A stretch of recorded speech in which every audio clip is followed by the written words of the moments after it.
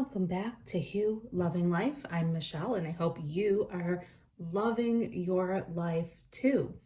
So today I've pulled an animal as well as actually a spice and a bird, an angel, and a quote for you guys. And putting them all together, I feel like this particular reading, which is basically to spark questions for you to ask yourself, because you have all the answers. No one can tell you what's right or wrong for you but yourself. Remember that, it's very important. So what you got first was the salamander and black pepper, also known as peppercorn. And these are very heated, hot type of fiery elements, creatures. And the meaning behind them both is actually inspiration. And again, inspiration applies the word inspired. So what inspires you? What are you in spirit, your soul excited about? What is it that you wish to create in your life?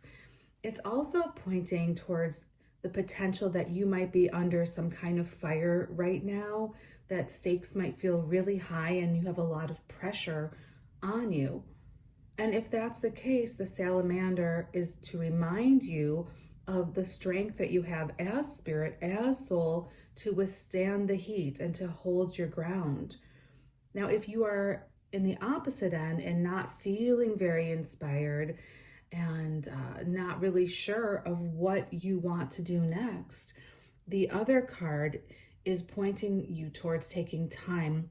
It says, dedicate uninterrupted time to each other. Now, you can replace the each other either with your business, if that's what is under fire right now, your profession, your health, your relationships with a loved one. It doesn't have to be romantic, or it can be, or whatever it is that you wish to insert. But the point is that if you're under fire and stakes are high right now, that you really do want to consider giving time and focusing on creating meaningful experiences, solutions, and looking within deeply. And time is really the greatest asset, because you have the time to take to look at what is bothering you, okay? Now, it also talks about a new opportunity awaiting you if you have the salamander. And the way that you have a new opportunity is, again, taking time to look. It doesn't necessarily always fall into your lap. You have to kind of dig a little bit, excavate the self, and see what it is that you're excited about. And you have to remain inspired and apply energy to any creative endeavor. And again, we have the word creative from the salamander and the black pepper, also known as peppercorn, as well as the card that says time, which I find really interesting. So again, get creative, whatever is going on. If you're having some kind of difficulty in one area of your life, get creative. Also know that you don't have to withstand the flames and hold your ground. You can always choose to walk away. There are circumstances which holding your ground is only going to get you burnt, okay? Sometimes it's best to just walk away and start new. So I also pulled the magpie, and the magpie is a bird that absolutely adores bright and shiny things, and it might be leading you to question, again, look inside, what is it that you are attracted to? Are there any new bright things that interest you, capture your eye? Or are you just looking too often for the bright and shiny things and neglecting the things that you already have? Are you too serious? Which is it? Only you know. Are you distracted by new glittery things, which creates conflict in, let's say, a relationship perhaps? It can also represent destructive habits. Are you a hoarder? Are you gossiping?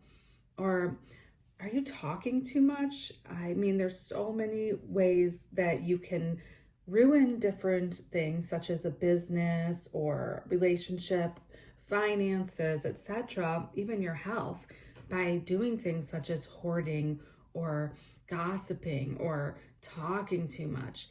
It's really important, again, back to the time card, to look within and to get quiet and to hear what it is that you really need in this now moment. And the magpie also is black and white, so it symbolizes balance.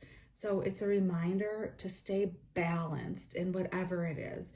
Are you giving too much attention to one aspect over another of your life?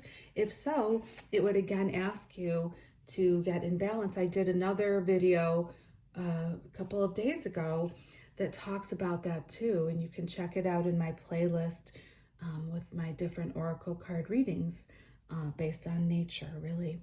So you have an angel card of forgiveness. And is there something that is causing you to be under fire, which you haven't yet forgiven yourself for?